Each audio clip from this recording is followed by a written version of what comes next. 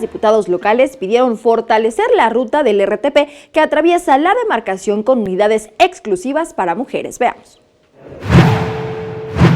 La diputada Leticia Estrada Hernández presentó un punto de acuerdo mediante el cual busca que la alcaldía de la Magdalena Contreras cuente con un transporte público eficiente, accesible, asequible y seguro para mujeres. Dijo que no hay unidades suficientes del servicio Atenea para atender la demanda de la población, ya que solo cuenta con 3 unidades asignadas de tipo ordinario y una unidad de servicio Atenea que es exclusivo para mujeres, niñas, niños y adultos mayores.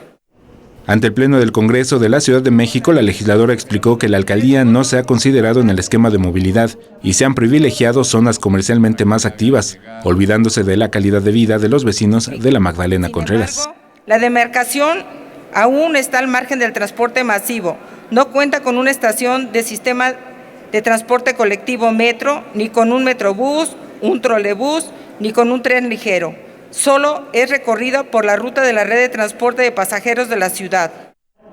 La solicitud de unidades incluye el reforzamiento del servicio exclusivo para mujeres Atenea, ya que es necesario considerar la forma de salvaguardar la integridad de mujeres que cada día deben trasladarse a sus centros de trabajo. Con imágenes de Javier Martínez, Alberto Álvarez Santana, 21 Noticias.